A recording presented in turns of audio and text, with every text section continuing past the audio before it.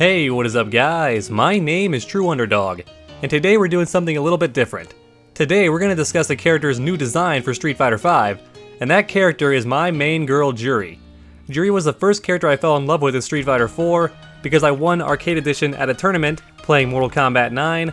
I picked the game up and I had no idea how to play it. I was terrible, but it didn't matter because I had Juri and she was a lot of fun to play, and she was honestly just very visually appealing, especially for me at like age 14 or 15, back when I was very, very promiscuous and I really wanted a character that was sassy and sexy. But anyway, enough about me, let's go ahead and talk about the new design. So right off the bat, the first thing I wanted to make sure was that she kept her color scheme, and she definitely did. And Capcom is usually pretty good about that. I think only two characters in Street Fighter V actually had their color schemes changed, and those two characters off the top of my head are Ibuki and Birdie. Those are the two characters whose outfits actually changed quite a lot.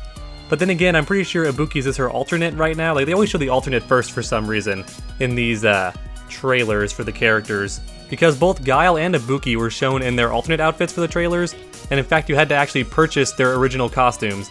At least that might be the case for Ibuki. I'm speaking a bit ahead of time, but I'm pretty sure she will still have some sort of classic ninja outfit. At least I hope so, I mean, fingers crossed. Anyway, I'm digressing again, back to Juri. So the color scheme for Juri has always been pink and purple, which is good. It's a monochromatic color scheme and I'm glad they kept it. However, at the same time, she is missing all the white that she used to have, and technically white doesn't fit into the color spectrum. It's in fact the absence of color, whereas black is like every color, at least when you're talking about pigment. If you're talking about light, then it's actually the reverse. White is all color, and black is no color. However, the good thing about white and black is they can kind of break up the space between the main colors, and that's not really happening here. It's all purple and all pink, which I guess is okay. I honestly do miss the white a little bit, but I think she's supposed to be more of a secret agent this time around. I've heard from a couple of friends that she's actually teamed up with C. Viper in Street Fighter V. I'm not sure if that's true, but they do have similar outfits, so that could be the case. But all in all, the color scheme is still there, and that's a good thing. I'm very happy about that. Another returning thing is her hairstyle, which I'm very glad about too.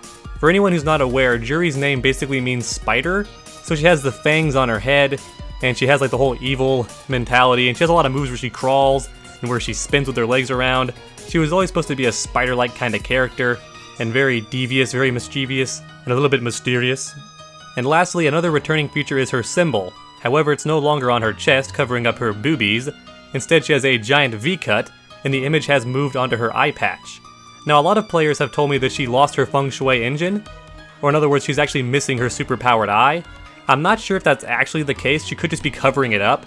Maybe it's always glowing now. Maybe it's so powerful that if she didn't wear that, it would just be so distracting and just constantly glowing, and everyone would know who she was right away. That could be the case.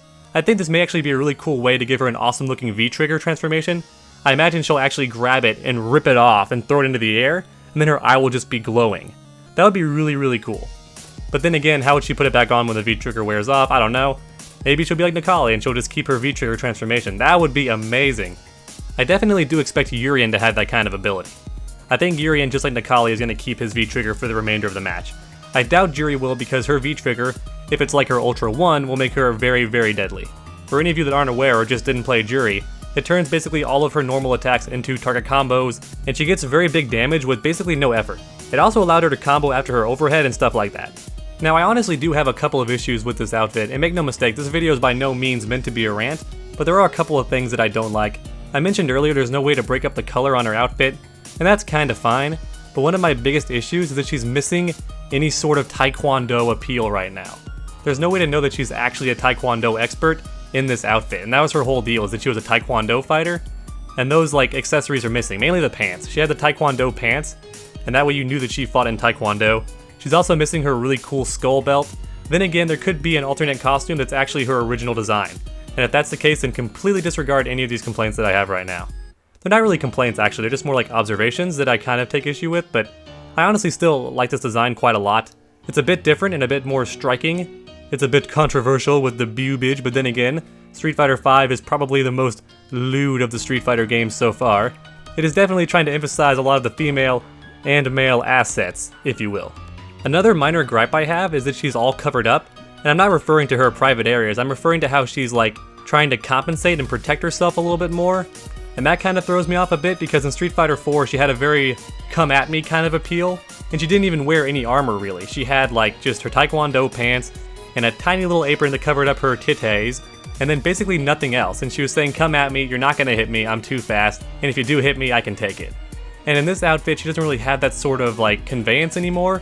It seems more like she's trying to protect herself because she's like covered head to toe, except for her boobs. She even has knee pads and shoulder pads. I can't tell if she has elbow pads, I don't think so, but she has these giant arm gauntlets, which she kind of had before, but they were just for her her hands.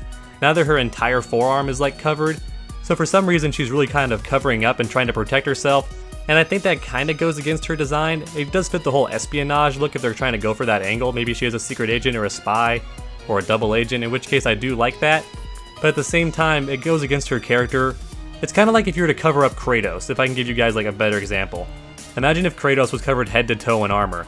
This is kind of the opposite of that. She's wearing pads and stuff to protect her, and I think it goes a little bit against her design, but I still think it's interesting, I still think it looks good, and personally when I draw characters I always add pads on their knees and on their shoulders and their elbows, so I can understand why the artist would want to add those things in, because I certainly do whenever I draw characters. I'm not a big fan of the deep V, you guys know I don't like it when a character is sexualized, but at the same time I'm not against it because the rest of the design is pretty damn solid. It's not just about her boobs, you know, it's not emphasizing everything. Although this angle and this pose is definitely emphasizing her butt. Like for sure, and I'm an ass man, so that's very juicy down there. I definitely do want to spank it, but at the same time I like her to be more aggressive looking and more angry. And I don't even see any aggression in this pose. This looks like she's just like doing a pinup pose, which I guess is fine too. Although I do wish they had put her symbol somewhere besides her eye patch. I mean, maybe on her back would have been really cool. She has all this empty space on her back. You could have put the giant insignia there. I'm not sure what that symbol actually means. Someone post in the comments if you know what that means. Is it her name, or is it like spider, or is it just her symbol? I have no clue whatsoever. Does it represent the feng shui engine? I honestly have no clue. But I would have preferred to see it like on her chest or on her back. I mean, you have the deep V, so it would have been awesome to actually have it tattooed on her chest. That could have been really cool.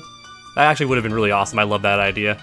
Now, one more thing that I want to make a note of is that she's missing her spike gauntlets. And that's a big issue for me because she's basically the counter to Chun-Li, right? She was always meant to be Chun-Li's evil half. That was always like the idea behind her concept, which is why she had the spike gauntlets and so did Chun-Li. In fact, if you look at Juri's origin, it's almost the exact same as Chun-Li's, except a bit more violent. Her parents were basically killed by Shadaloo in the same way that Chun-Li's were. The only difference is Chun-Li decided to join the law enforcement and take out Bison the right way, whereas Juri said, fuck that, I'm fighting fire with fire, I'm gonna become the evilest girl I can be, and then I'll beat him by being more evil. I'm gonna out-evil him, is what she basically thought, which is why she actually joined sides with Seth, because Seth was like, yo, guess who also hates Bison? And she was like, yeah, me too, high five! And that was basically the idea behind that whole plot. However, it appears she ends up betraying Seth anyway, but then again, none of the endings in any Street Fighter game are ever canon, at least not most of them, so you can't really trust the endings ever. So all in all, I really do like Juri's new design. It's not my absolute favorite, I'm not a huge fan of it, and if there is a classic costume, I'll probably rock the classic costume most of the time. But either way, it's still a pretty solid design. I don't have very many complaints. I wish they'd put the symbol somewhere else besides on her eye patch. I mean, you definitely can't see it very much during gameplay, so that's a bit of an issue for me. I also don't like the absence of white. I think the white was a good way to break up her colors. I also feel like she looks a bit too much like Cammy. I didn't mention that, but like her leotard looks a lot like Cammy. Especially considering it's a leotard thong, which, for fuck's sake Capcom, though, those don't exist. There's no such thing as a leotard thong, at least not outside of adult films and pornography, which of course they're there. I know, I've checked. I also really don't like how she covered up. I think it goes a bit against her character. I understand that her boobs are exposed, and that's not really anything new, although it's the opposite. Before she had like under boob and side boob, and now she has no side boob, no under boob, but she has just straight up cleavage. So I guess that's still kind of true to her character in a weird sort of sensual, lewd kind of way. But at the same time, I do not want to come off as someone who's griping. I actually do like the design overall. But as an artist myself, I do always strive to be critical. Even if I love something, I will point out issues I have with it. That's just kind of me, it's the artist inside, you know? I do still love the color scheme. I love the pants. I do like the pads, even though they're against her design a little bit. I do like how it's a bit different. She looks like an espionage spy who rides a motorcycle occasionally. Now that I think about it, she looks a lot like the girl from Ghost in the Shell. Looks like Makoto Kusanagi. Anyway guys, I am rambling. I hope you enjoyed this little art discussion. Thank you so much for watching. I know it's a bit different, but I hope you still enjoyed. If so, leave a like down below and post a comment while you're down there. And if you haven't already, please subscribe for more videos. We have content on this channel every single week. It's never a dull moment on Underdog Gaming. So make sure to come back next time, and as always, stay underdogs.